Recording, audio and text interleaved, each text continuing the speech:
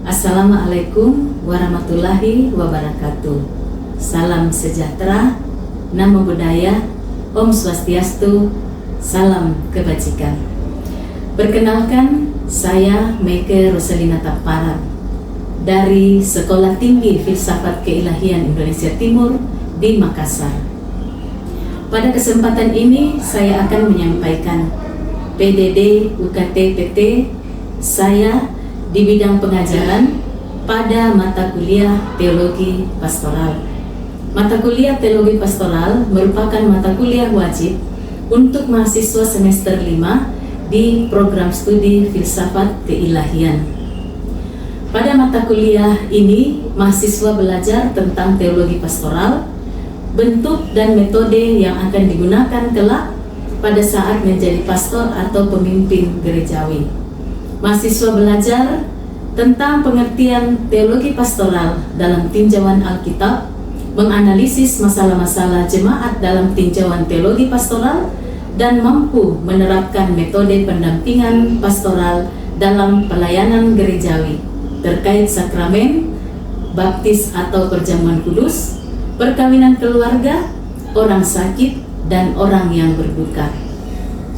Metode pembelajaran pada mata kuliah ini berpusat pada peserta didik atau student center, di mana kegiatan pembelajaran dapat melalui diskusi atau brainstorming dan problem based learning atau case method, agar mahasiswa dapat mengembangkan keterampilan berpikir kritis dan analisis pada kasus-kasus pastoral dalam kehidupan sehari-hari. Sistem pembelajaran ada dua, yaitu tatap muka dan dalam bentuk penugasan mandiri atau self-study, di mana setiap mahasiswa melakukan diskusi atau brainstorming terkait kasus-kasus pastoral dalam kehidupan sehari-hari. Mari kita simak video pembelajaran mata kuliah Teologi Pastoral yang pada kesempatan ini membahas topik pengertian pastoral dengan tujuan agar mahasiswa mampu menjelaskan tentang pastor, pastoral, dan teologi pastoral dalam tinjauan Alkitab dan bagaimana mengaplikasikannya di dalam pelayanan di gereja. Berdasarkan RPS, maka materi pada saat ini adalah pada pertemuan yang kedua. Terima kasih, selamat menyaksikan. Ya, selamat siang. Selamat siang, Ibu. Ya, masih semangat? Masih.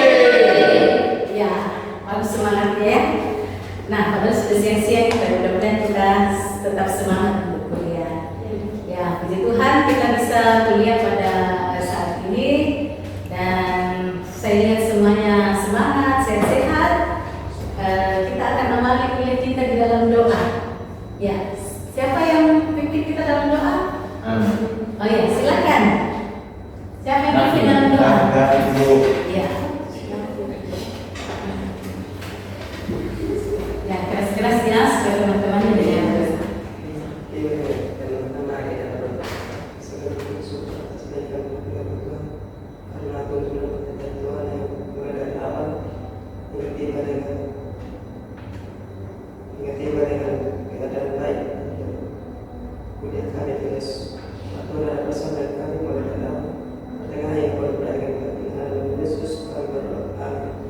Terima kasih. Ya. Ya. Nah, kuliah kita pada hari ini adalah pengertian pastoral, ya. Nah, jadi ada beberapa hal atau alur kegiatan kita pada saat ini, yaitu introduction atau pengantar, cula pendapat, ada dua aktivitas.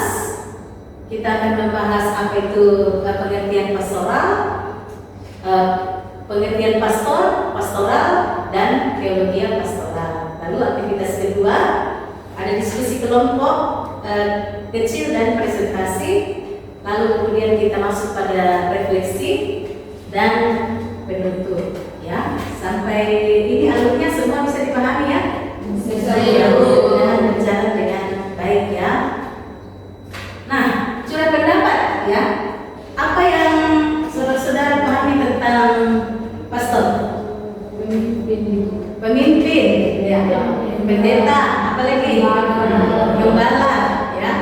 Kalau dikatakan pelayanan pastoral itu biasanya yang pelayanan seperti apa?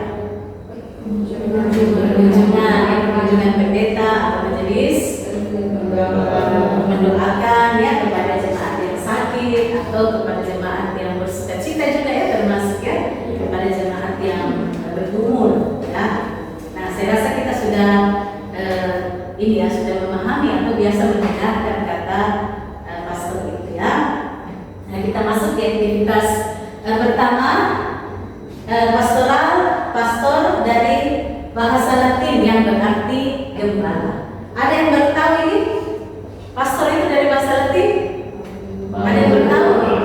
Ya, mungkin ada yang pikir itu bahasa Ibrani atau bahasa Indonesia barangkali ya. Jadi pastor itu dari bahasa Latin ya. Artinya adalah nah, berarti gembala dengan pastor itu sama saja atau berbeda? Sama ya. Sama saja. Jadi ada gereja yang menyebut pemimpin agamanya itu gembala, ada gereja yang menyebut pemimpin agamanya pastor, ada juga yang menyebut pendeta ya. Nah, itu sama saja ya. Tapi kalau kata pastor itu sendiri berasal dari bahasa Latin ya, yang berarti gembala. Nah, kita akan melihat bagaimana pastor di dalam Perjanjian Lama dan juga dalam Perjanjian Baru. Nah, di dalam Perjanjian Lama kita tahu ya menggunakan bahasa Ibrani. Nah, itu memakai kata ra'ah ya, memakai kata ra'ah. Nah, boleh saudara-saudara cek di Strong ya, di kamus Strong itu. Jadi artinya secara dasar itu artinya adalah untuk mengembalakan kawanan ternak ya, untuk memimpin atau secara umum ini berbicara juga tentang aturan ya. Tetapi ada yang menarik ya dari pengertian ra'ah ini, itu berkaitan dengan bagaimana seseorang mendampingi ya, dan bukan hanya mendampingi seperti biasa, tetapi mendampingi seperti apa ini?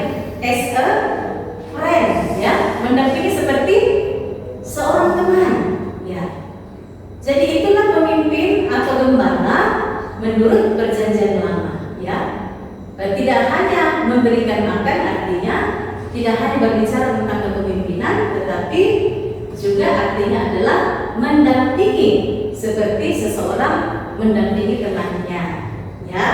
Nah, ini ya, jadi ra'ah artinya gembala, memberi makan, pendamping seperti seorang sahabat. Nah, jadi kalau ada pemimpin gereja yang tidak bersifat seperti seorang sahabat ya, pemimpin gereja yang otoriter ya, perlu dipertanyakan apakah dia benar-benar pastor atau tidak ya. Karena tadi ra'ah itu artinya adalah pendamping. Nah, dia memperlakukan orang yang didampingi itu setara seperti seorang sahabat ya.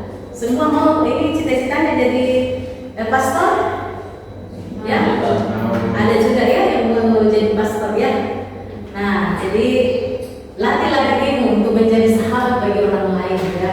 Tapi kalau masih terus mempertahankan sifat otoriter, tidak bersahabat ya, pikir-pikir dulu apakah betul-betul siap menjadi gembala atau tidak ya. Nah, selanjutnya pastoral dan pastor dalam Perjanjian Baru ya. Kalau tadi bahasa Ibrani, Perjanjian Baru berarti bahasa Yunani ya. Bahasa Yunani adalah apa di atas? Ya. Nah, pengertiannya ini hampir sama ya dalam Perjanjian Lama ya. Itu menunjuk kepada gembala ternak ya, khususnya orang Yahudi itu adalah gembala domba. Nah, secara pengertian juga Oimen itu berarti gembala, pemberi makan, pelindung, pemimpin kawanan domba Allah ya. Tapi agak berbeda sedikit dengan ra'ah, karena ra'ah itu memang sangat detail ya, dia berbicara tentang teman seperjalanan itu ya, tentang mendampingi seperti seorang sahabat ya. Nah, kita akan melihat bagaimana mendiskusikan ini ya. Kita masuk ke aktivitas kedua. Kita akan mendiskusikan Kan Ibu sudah memberikan tugas minggu lalu ya? Iya, Bu. Semua sudah dibaca ini? Sudah. Sudah ya? Semua sudah kerjakan tugasnya minggu lalu? Sudah. Kedua-duanya dibaca ya, perjanjian lama dan perjanjian baru.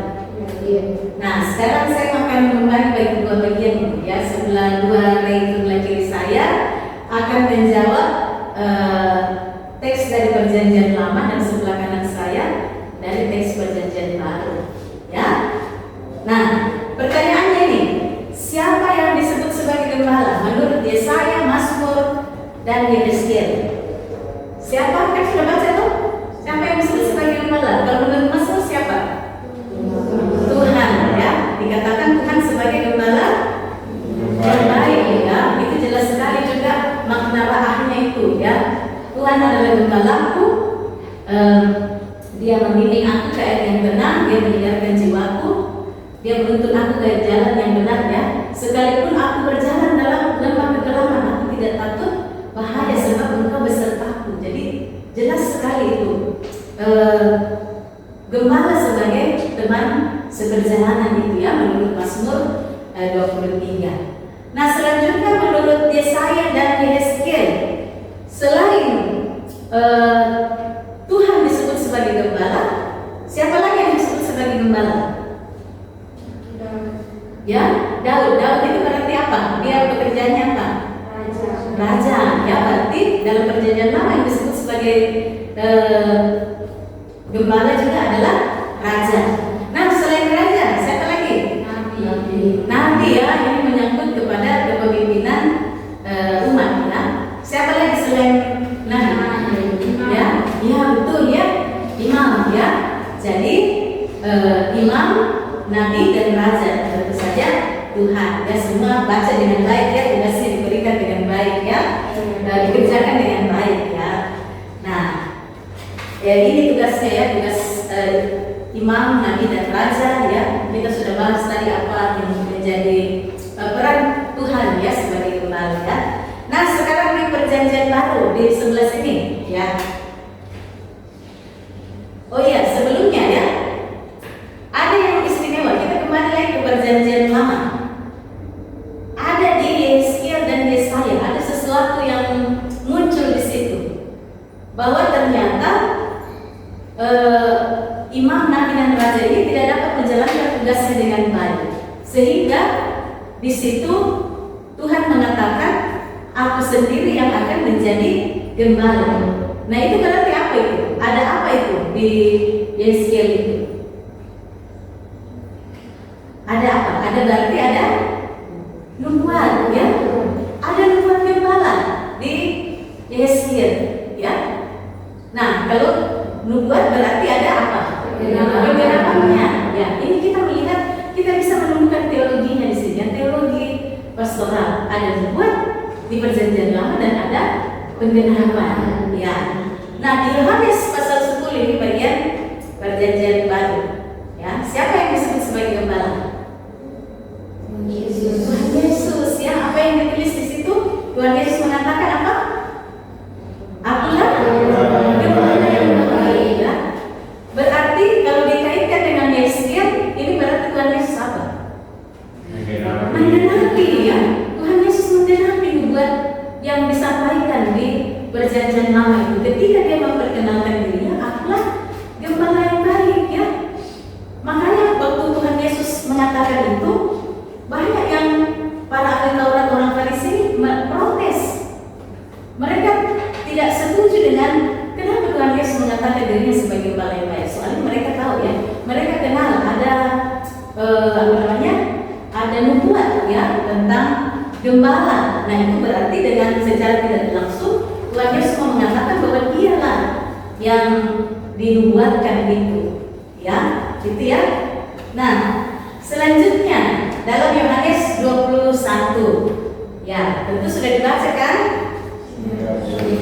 Nah, siapa yang juga menjadi gembala di Yohanes 21? Para rasul ya, betul ya.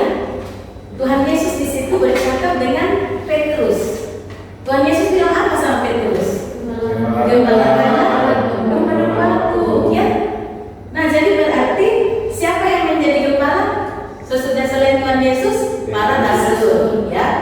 Di Kisah Para Rasul pasal 20 juga dalam 1 Petrus 5 ayat 1 sampai 11. Siapa lagi yang disebut sebagai gembala di situ? Ya, siapa? Selain para rasul, siapa lagi? Para pemimpin jemaat, ya, para pemimpin jemaat. Nah, kita lihat di sini ya, ini ringkasannya ya. Nah, siapakah pastor atau gembala? Nah, ini jelas ya. Di Perjanjian Lama itu menuju kepada Allah, lalu menuju kepada pemimpin Israel, imam, nabi dan raja. Nah, ini kesimpulannya ya. Di Perjanjian Baru itu menuju kepada Yesus Kristus, para rasul, pemimpin gereja mula-mula.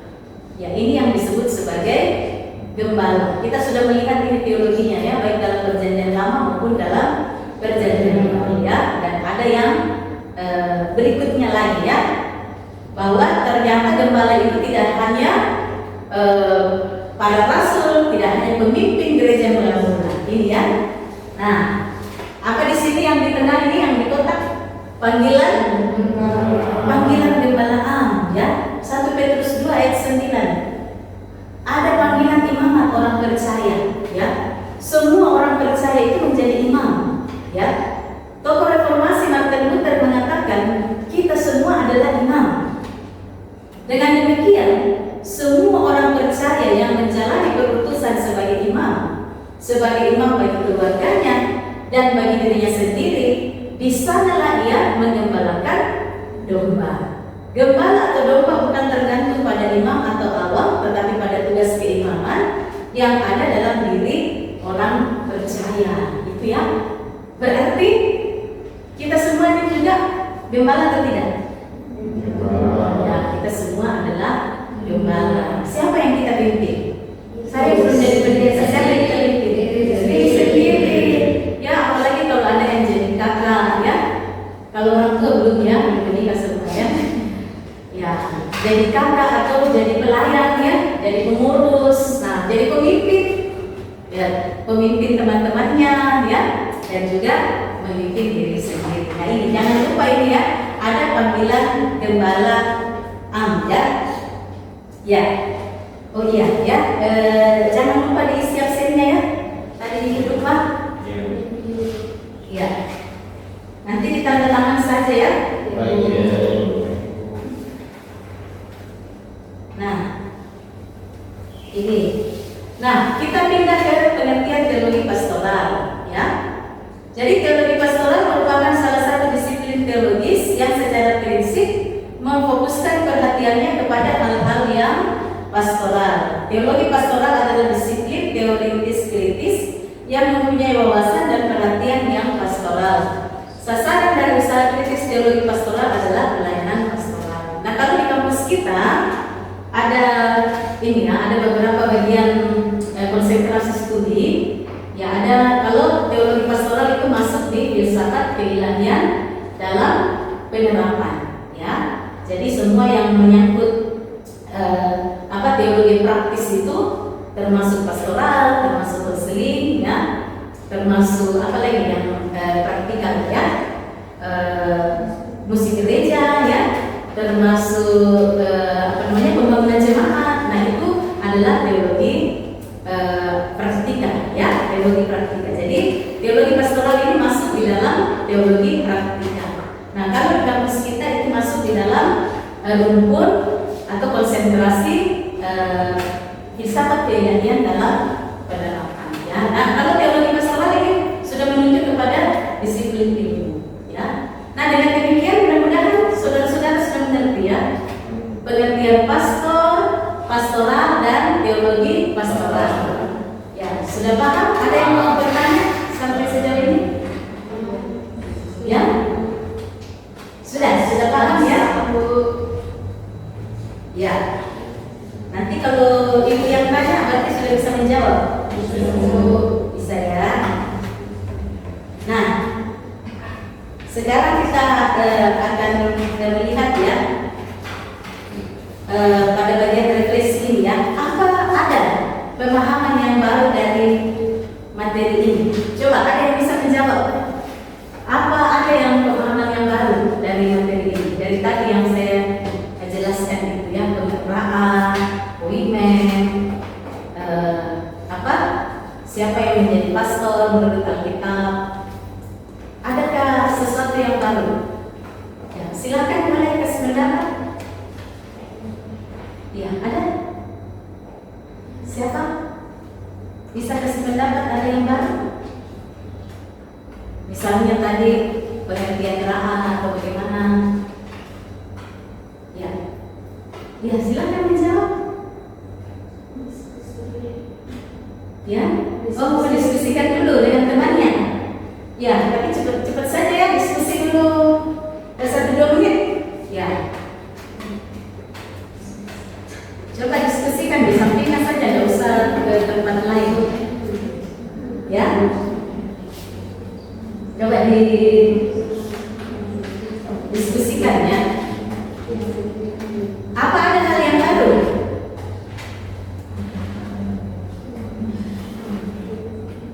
Mungkin ada dari Panti dan Helen, ada hal yang baru yang dapat diperoleh tadi dari pengertian pastor dan pastoral. Ya, baik. Ya. Terima kasih. Saya begini seperti itu. Iya. Kalau kita bicara tentang pastoral atau pastor yang sebagai pemimpin atau segala macam, Iya. nah kalau kita bicara tentang dia punya praktisnya, berarti kan yang berperan penting adalah pendeta atau pastor atau ini Iya. yang menjadi peran utama. Tapi kalau kita lihat dalam kehidupan sehari-hari, kadang hal itu kan tidak mampu untuk dijalankan secara baik. Iya. Dan kemudian timbullah berbagai macam persoalan. Nah, dalam kehidupan kita konteks masa kini, Iya. itu kan orang tidak berbicara lagi. Tidak terlalu kebanyakan atau sebagian orang tidak lagi menunggu apa peran dari pendeta, apa peran dari pastor. Tetapi justru itu tuh dia beralih ke bisa membangun diskusi dengan teman atau sahabat.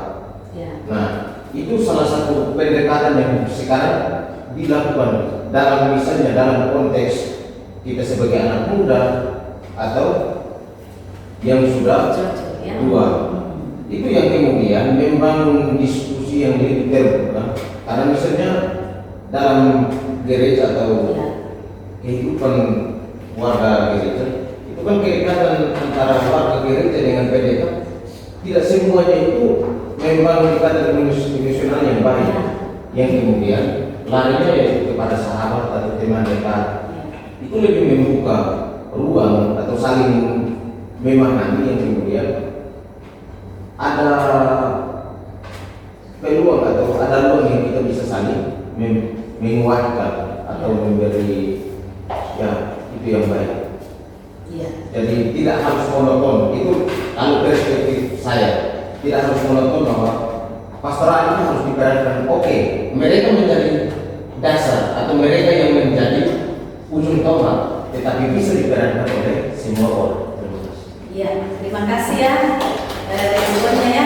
Ya, kita apresiasi ya, ini semakin menambah juga